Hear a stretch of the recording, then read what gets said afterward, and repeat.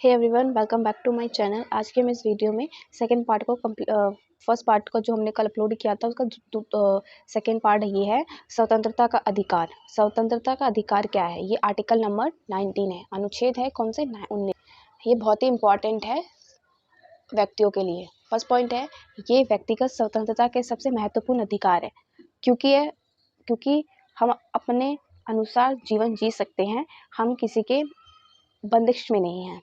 ये हमें आज़ादी मिली है स्वतंत्रता की, हम आज़ाद हैं, हम पे कोई रोक टोक नहीं लगाता।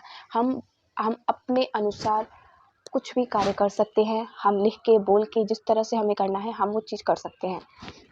सेकेंड है, अपराध के लिए दोष सिद्धि के संबंध में संरक्षण, आर्टिकल नंबर 20। इसमें यह है कि किसी व्यक्ति को 2 बार सज़ा नहीं दी जा सकती अपराध करने के लिए। ठीक है, संविधान का ये प्रावधान में अपराधों के लिए कुछ सुरक्षा सुनिश्चित करता है। ठीक है, थर्ड पॉइंट है कि व्यक्ति दोषी है तो उसे कैसी सज़ा देना चाहिए, और आरोपी के खिलाफ सबूत होने चाहिए जिसके जरिए उसे सज़ा मिल सके। उसे किसी बुनियाद पे ऐसे ही अंदर नहीं करना है, मतलब सबूत होने चाहिए उसके खिलाफ। उसने गुनाह किया है तो उसे अंदर रखना है, उसने गलती नहीं की है तो उसे नहीं रखना है, उसे जबरन अंदर नहीं रख सकते।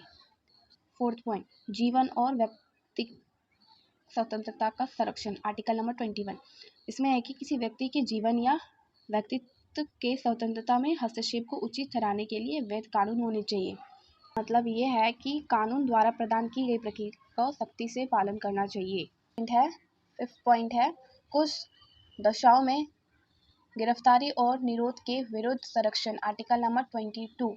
इसमें यह बताया गया है कि आर्टिकल नंबर 22 के अनुसार विरुद्ध व्यक्तियों को अधिकार देता है कि उसे 24 घंटे के अंदर मजिस्ट्रेट के समक्ष पेश करना होगा।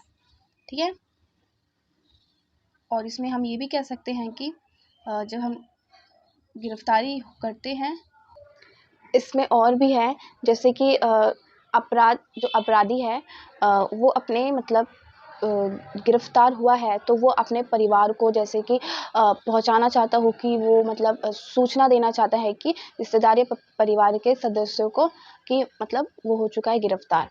उन आरोपों का खुलासा किया जाए जिनके तहत गिरफ्तारी की गई है। मतलब ऐसे नहीं कि उसे अंदर कर दिया गया, उसके बुनियाद पे सबूत होने चाहिए कि उसने गलती क्या की है। ठीक है, व्यक्ति को गिरफ्तारी के मतलब 24 घंटे के भीतर पेश करना ही होगा, वो तो बता ही दिया था मैंने। ठीक है, गिरफ्तार व्यक्ति को इस अवधि से परे जब तक कि अदालत मंजूरी ना दे हिरासत में रखने का अधिकार नहीं है। जब तक अदालत उसे मंजूरी देगा तभी उसे अंदर रखना है, नहीं तो उसे जबरन अंदर नहीं रखना है। उसने गलती की होगी तो उसे अंदर रखना है। ठीक है, मनुष्य के क्रम विक्रम और बेगार जबरन श्रम पर रोक, आर्टिकल नंबर 23। इसमें यह है कि मनुष्य से जबरदस्ती काम नहीं कराया जा सकता है। ठीक है, मानव तस्करी पर रोक लगाते हैं। ठीक है, इसमें ये है। लास्ट वाला पॉइंट है संवैधानिक उपचार का अधिकार, आर्टिकल नंबर 32। इन सारे अधिकारों का हनन होता है तो हम सीधे न्यायपालिका जा सकते हैं। हमारे अधिकारों का हनन करते हैं तो हम सीधे सुप्रीम कोर्ट जाके अपनी एंड ये है भारत में आपराधिक न्याय प्रणाली। इसमें ये बताया जाएगा कि कैसे प्रणाली चलती है दंड के देते समय। इसमें 2 तरह के होते हैं, भारतीय दंड संहिता जो कि है आईपीसी, ये हुआ था 1860 में, एंड दूसरा है दंड प्रक्रिया संहिता, ये है सीआरपीसी 1873। ये है कि कैसे प्रक्रिया चलती है सजा देने टाइम। किसी भी अपराधी को दंड दिया जाता है तो इन दोनों के तहत ही दंड सुनाया जाता है, आईपीसी और सीआरपीसी के तहत। आईपीसी का फुल फॉर्म होता है इंडियन पिनल कोड। ये हुआ था 1860 में बना था। ठीक है, जितने भी अपराध हैं ये सब आईपीसी में बताए गए हैं। आईपीसी के तहत सजा सुनाई जाती है कि किसी अपराध ने चोरी की है, कोई भी तरह का गुनाह किया है या मतलब कुछ भी गलती की है तो वो आईपीसी के तहत ही उसे सजा सुनाई जाएगी। और इसमें है सीआरपी के तहत, ये तो आपको पता ही है 1973 में ये हुआ था। सीआरपी में आप आरोपी को किस प्रकार सजा देनी चाहिए ये सीआरपी बताता है।